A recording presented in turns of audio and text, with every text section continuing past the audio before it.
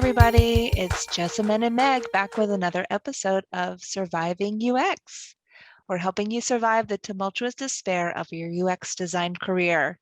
First, a quick disclaimer. This program does not represent the experience of a specific company or employee. It does not disclose any confidential information about any company or employee, and it's for entertainment purposes only. So today we are hearing from Briana Perry, our favorite research ops person in the universe. I met Briana years ago when she was doing one of the arguably hardest jobs in UX, recruiting for research and user studies. And it's very easy to be impressed with Briana's patience and professionalism dealing with internal and external, shall we say, personalities. And I know just how much, myself and my UX colleagues came to rely on her. But that recruiting work was quite a few years ago. So Briana, can you catch us up since then? Where have those skills and qualities taken you in your UX career? Oh my gosh. Well, yeah, it's almost a decade now. I am currently, I moved just a couple of months ago leading research ops. So I, started off, I cut my teeth at like a medium-sized SaaS company. And then I moved to LA and worked for a global financial company, all as a participant recruiter for UX, and then have been working in my current role for about 2 years now, and just a couple of months ago moved over to research ops. I've always kind of had those research ops responsibilities, but now I'm like I'm leading it. So I don't know, it's just been a really amazing journey. The past decade has been a wild ride, but I'm still here. I'm still in UX and I'm still loving it despite all the challenges.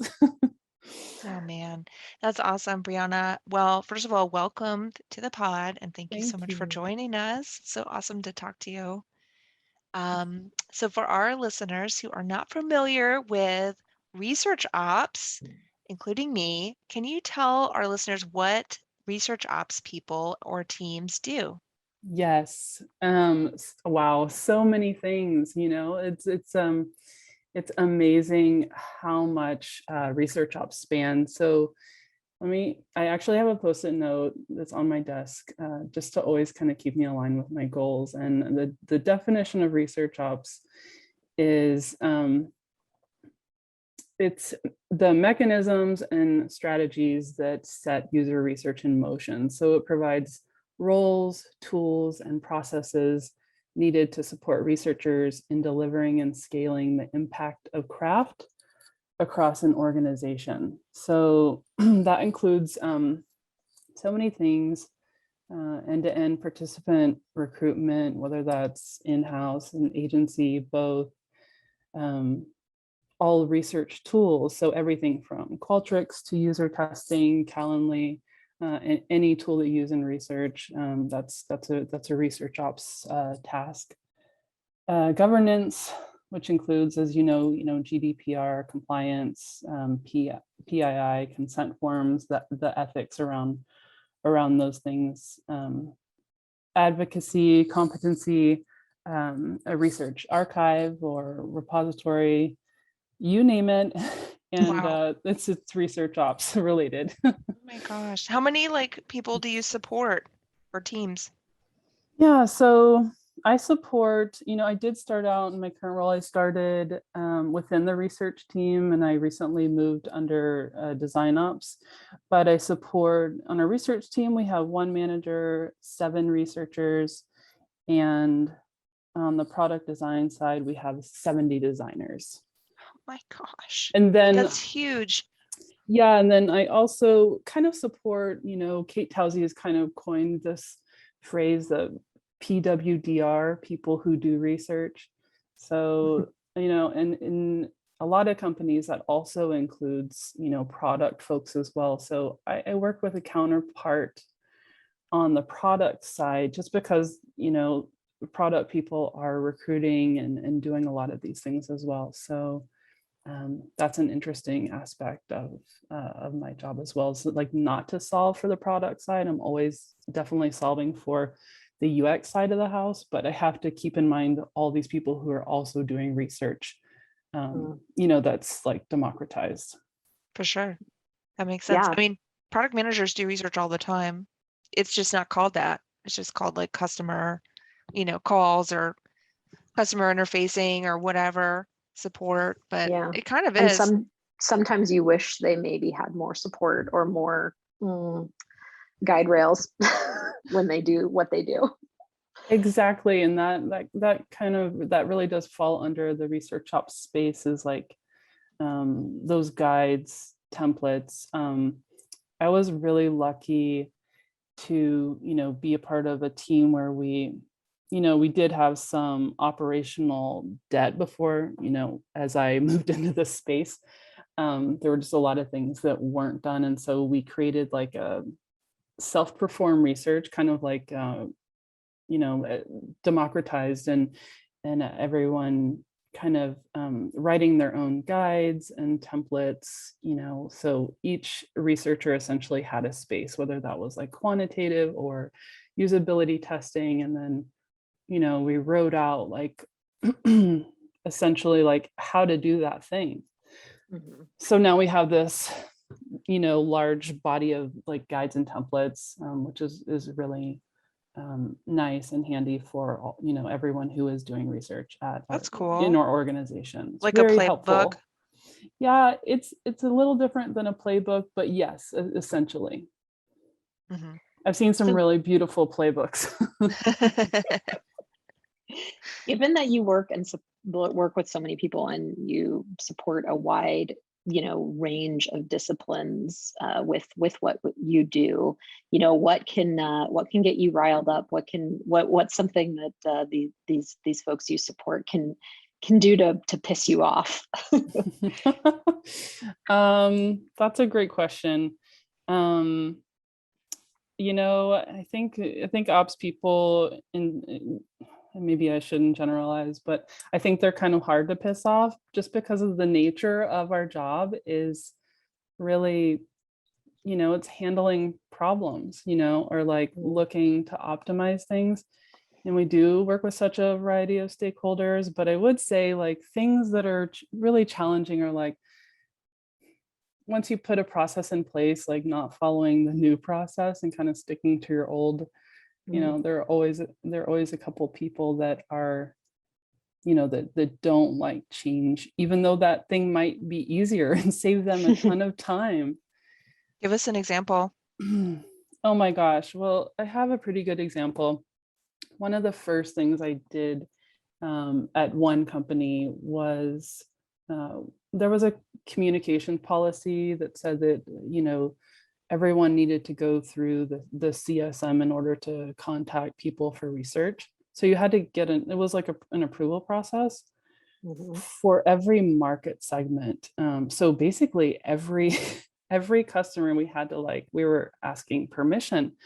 And, when I came on, this was really wild because it was just like really slowing us down. And I was like, this is not really industry standard. And as a part of our jobs, we just need to do this a lot faster. And we don't have time to ask permission for every single person that we talk to.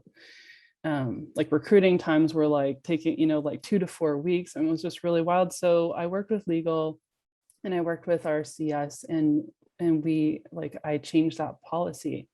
Wow. Not for enterprise, but like for like our mid-market segment, and the majority of our customers, we just, wrote the policy to where we'd only have to go through CSMs for enterprise. And I still, quite a while later, we had people still reaching out to the CSMs, even though they didn't need to do that. I feel like it was just hard for them to switch their mental model of like needing approval. So things like that can be, a little bit challenging when you're trying to make people's lives easier. And then, Yeah. Then they just want to like stick with their their process. Or some people even, you know, challenge me on that process of like, well, we really need to ask them. So it was interesting. You had a lot of people saying we don't have time for this, and then we still had, after the policy change, people saying, well, don't we need to ask them? I think that's also just part of being a smaller company as well. That's like a smaller company's mentality. And it's a little hard to get out of that mental model sometimes. Was it like a courtesy thing? Like they wanted to give them a heads up. Hey, we're going to be reaching out to your customer that you have this like Yes. relationship with. Yeah. Yeah, and I think part of it was that was a part of our pipeline. So, you know, they built relationships and they were doing recruiting like that, you know, for a reason, because a lot of times they would ask the CSMs and get customers from them. So it was, can be hard to decouple those kind of things when people are doing something a certain way, a certain process for so long. Yeah.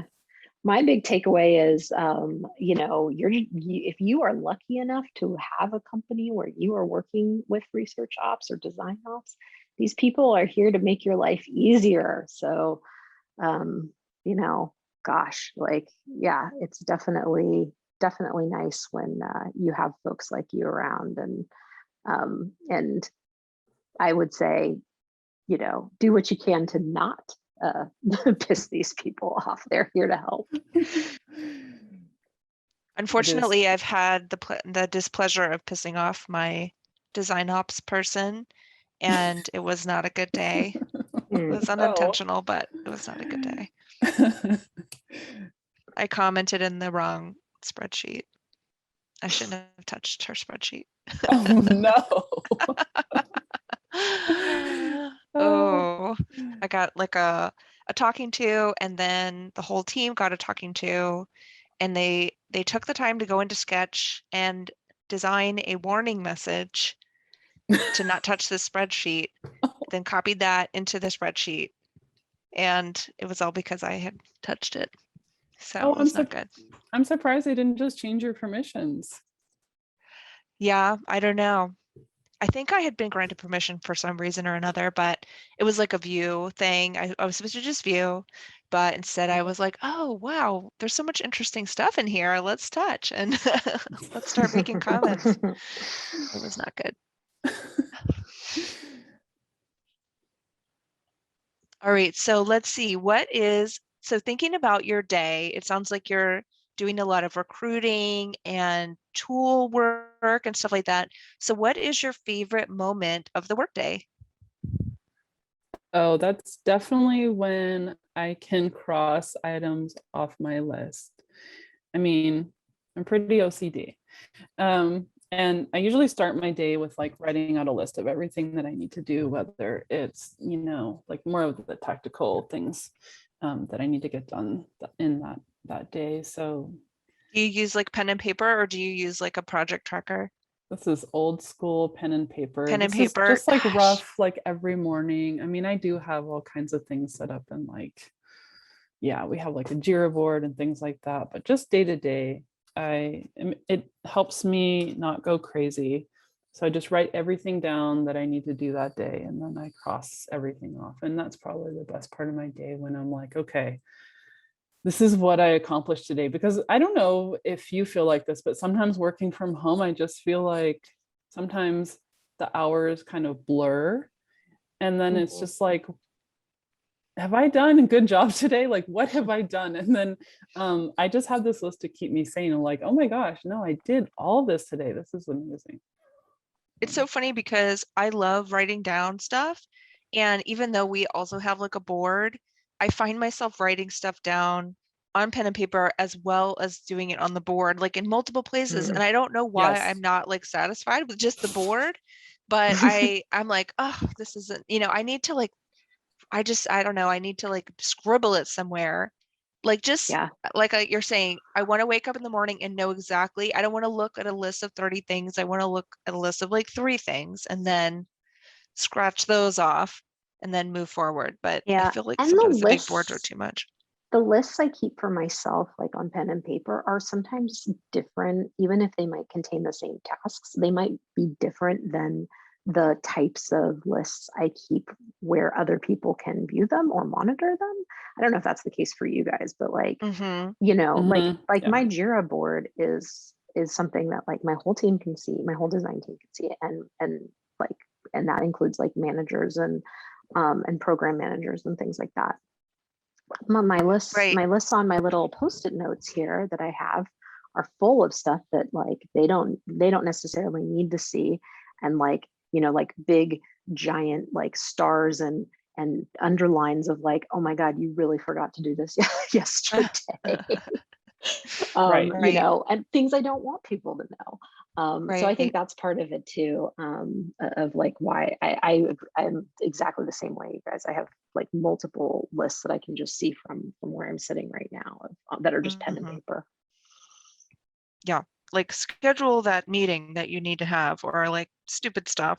You don't want people to see that. You don't want anyone to see how the sausage gets made. No, You just want That's them to see true. the big and stones. like Briana said, like at the end of the day, like it's nice to see what you actually did do, and then sometimes I really like taking the post-it note and crumpling it up and putting it in the trash can. Hmm. Do you have any motivational post-it notes? No, not really. I have like one thing that I keep around, that I'm actually trying to put into a little frame. But it's the it's from Bill and Ted's Excellent Adventure, and it just says, "Be excellent to each other." Aw, that's Oh, cute. that's really sweet. Yeah, because I perhaps need that reminder. Let's be frank. Ooh, watch out. I wish I could throw my post-it notes away, but I definitely have a process of where it's embarrassing actually. If I'm still working with something, like some of my post-it notes all go in one big, like I'll staple them together and then pull them out as I'm done with things and like don't need them Wow. anymore. But Do you just it's have boxes of old stuff that you keep around that's just like post-it notes, or do you eventually get no. rid of them? And it's frustrating because I'm kind of like a minimalist. And so I really don't like these. So it's like always this process of like, do I put this in Evernote? Like, how can I get this? Like, I just have one large, you know, like I'd say probably like 25 post-it notes that are like stapled together. That Oh my Yeah. gosh. that's kind of ridiculous. Isn't that a notebook? You just need a notebook. Yeah, but it's like I don't know why I like to write things on these tiny little. It's like I don't know. It's like bite size, because then you're like looking through the notebooks and you can't find it. I like these bite-sized chunks of information for some reason. I don't Isn't it know. like such a tragedy that now that offices are closed that you can't steal Post-its anymore? Because I cannot bring myself to spend whatever it is on like a pack of Post-its. I'm always shocked when I go to buy them and I'm like, $3? No, I'm not spending $3 on this tiny little pack of Post-its. I shall And I write on whatever else. And so then I end up writing on like envelopes or receipts or whatever because I am too cheap to buy some Post-its. I have to I say I think, do yeah. go into the office to steal some post-it notes. Well, it's not stealing, really. I mean, because we're all. But yes. I fortunately got a bunch before I was, sent home from the office. So I have a store, but I don't know about you guys, and this may be a thing from back in the day, Briana, but like I am addicted to super sticky, and I will not use the other kind. What's So super I'm also sticky? super sticky is a type of post-it note that's extra sticky, and that sticks well on walls and whiteboards and stuff like that. Whoa, Yeah, and it costs more. So when you were talking about post-it note cost, I was extra like, yeah, glue. I'm a serious post-it note snob. So fortunately, I don't know what I'll do when my store runs out, but yeah, I definitely have like a whole like container somewhere in this house.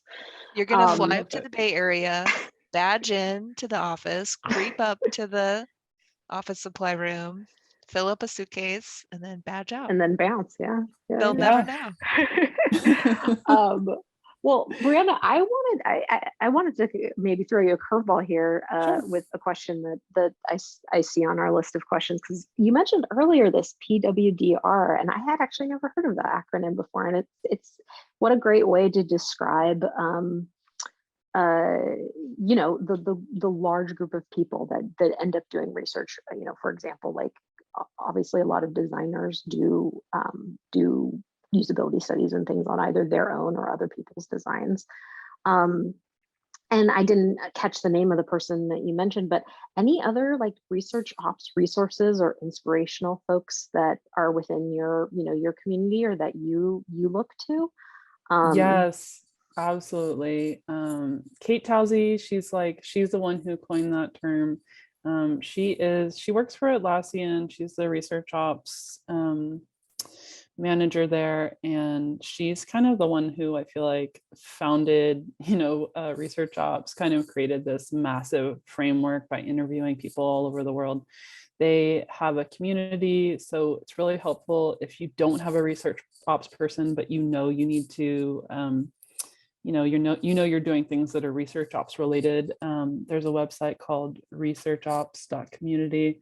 They have a really cool resources on everything you need to know. They have like an Airtable for forms, templates, guides.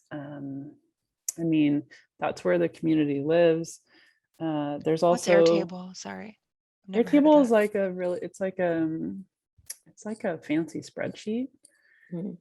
And with like We it use can be it. color coded and things like that. I wonder if they let people comment on it. I've only used it from like the not from maybe like the management perspective, but like we use it for ticketing, like not ticketing, but like when you submit a request to a team, we use Airtable. So that's also a feature of that tool. I That's don't know if cool. that's something you use. I You hate use, Brianna. tools. I hate them. I'm so tired of learning new tools. If I have to learn a new tool, I'm gonna die. Can't we just do our jobs with the tools that we have? If there's another trendy tool that comes along, I swear to God, somebody the other day was talking about Fig Jam, and I was just like, please, like I cannot stand the name of this tool. It is a whiteboarding tool. There's nothing about it that is special or unique. It just has like a jazzy name. Can we get over ourselves?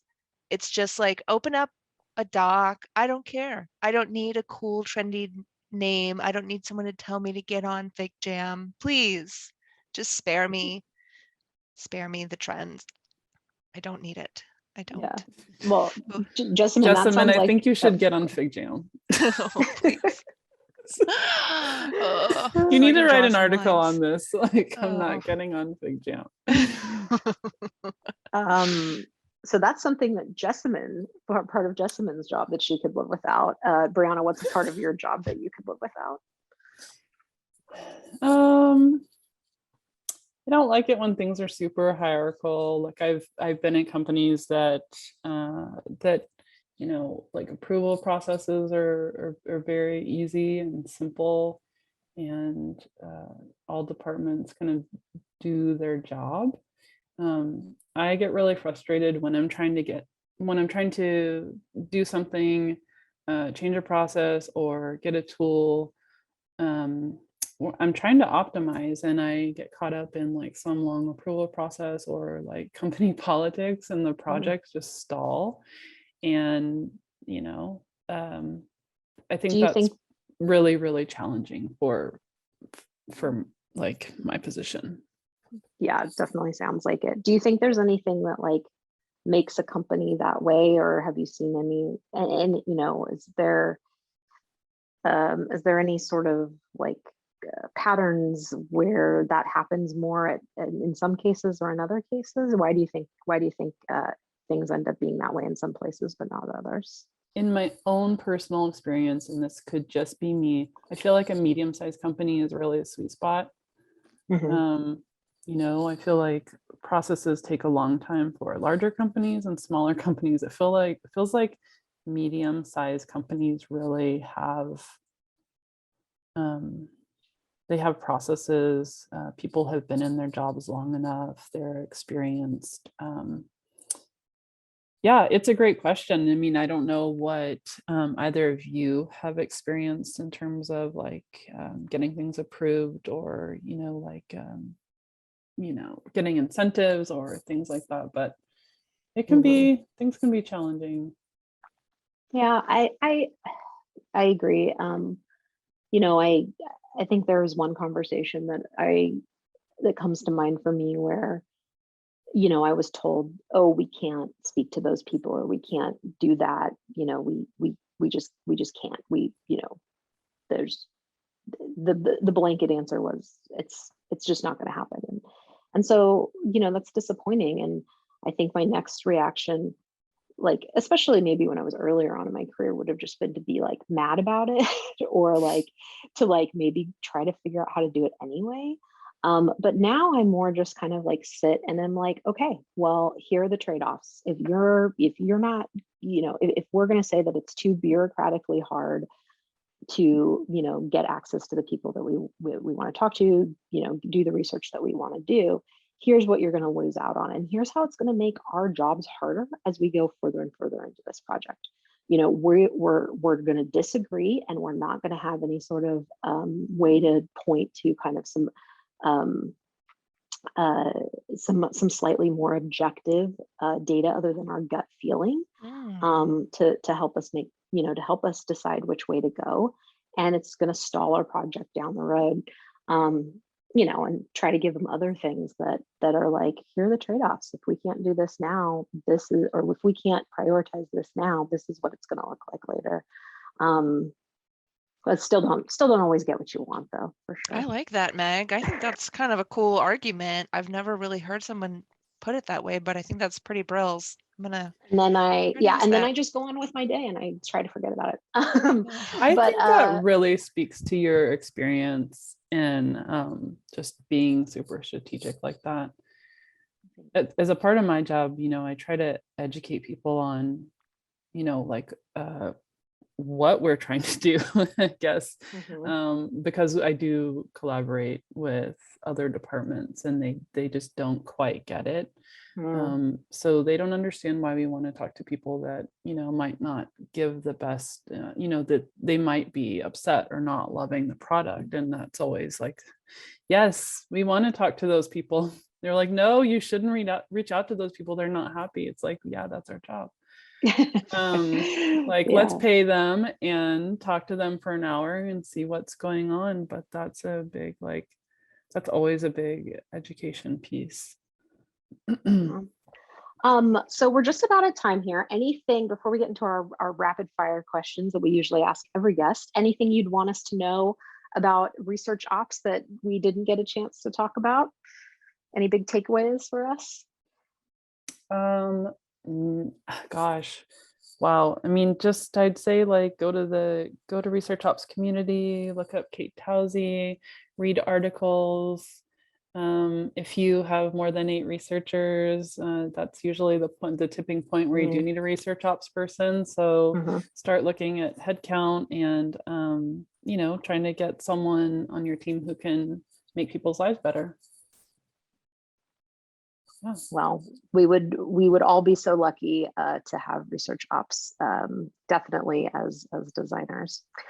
Cool. Well, we'll go into our rapid fire questions here. So we'd love to know an app or experience that doesn't suck, just one that isn't the worst. Anything you can think of? Well, on my lunches, I really love this is kind of, I guess is a boring answer, but I really love Zillow. Zillow isn't the worst. That's probably just because I'm looking for a house right now. I've loved Shazam since back in the day. Is that really bad? I think Shazam is just so fun and easy. Such a fun interface. Those are probably... What do you use it? Do you use it to like detect songs, or do you use it for more than that? Yeah, because I never know, like sometimes I don't know what the song is, or my daughter will have a song and I'm like, what is that? So we're not always on Spotify. Sometimes we do like old school radio, or like she has a radio. So yeah, cute. Yeah, it is cool. And then like that's such a great example, because it's like been around forever, and served a really specific purpose and is kind of instantly gratifying. Right? Yeah. Keep Okay, it the too.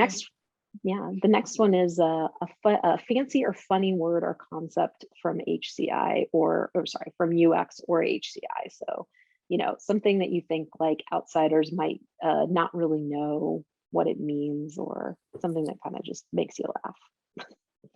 I feel like that word is the word we've been talking about as like the PWDRs, people who do research. And I'm using that like all the time now, that acronym. I can't think of a funny one or even a fancy one. For some reason, I'm drawing a blank. I think PWDR is pretty fancy. I hadn't heard it before, so that's a new one for me. Nice. Cool. And then our whole podcast here is really about trying to help people survive their UX career. So how are you going to survive the week ahead? What's one thing you're keeping in mind that you're going to do, and one thing you're keeping in mind that you're not going to do in the next week? I always try to keep humor in the game and work and connect from people in that space. What I won't do. I try not to take it personally or get reactive. I think, those are, I definitely try to keep it on the positive and the funny side and just connect with people as much as I can in this remote scenario. Nice. Keep the jokes coming. What about you all? I'm interested of like the do and don'ts from both of you on this. Well, I went last time, so maybe Jessamine, you jump in. What are your do's and don'ts from this? So this week, I'm actually kind of scared out of my mind because I need to think strategically, and I'm not a strategic thinker. I'm a tactical person, very tactical, and I need to change that, I guess. And so I have to think about strategy for next year and where we're going to go. And I'm like, isn't someone else going to tell me what I need to do next year? But I guess not. So I got to think about that. So that's my do. And my don't is going to be also sort of similar to Briana, where I've made a big ask recently from my team, and I know they're going to tell me no, and they're probably going to roll their eyes, but I just felt like I had to ask because it was keeping me up at night. So I'm going to prepare myself to not take it personally when they tell me no again. So love that. Just hang in there. Just tell them the trade-offs, like Meg said. Yeah. It's hard to do. I'm just going to tell them it's going to come around again in my doc for next year. So if they don't do it now, they're going to have to do it next year. Keep trying. Keep pursuing that white whale. Thank you. All right, everybody. Well, I think that's it for us for this week. Thank you so much for joining us, Briana. It has been awesome to connect with you again, and such a treat for our listeners to hear about research ops. So for everybody out there, please email us your questions and stay in touch at survivingux@gmail.com. We'll see you next time. Thanks, ladies. Thanks. Bye.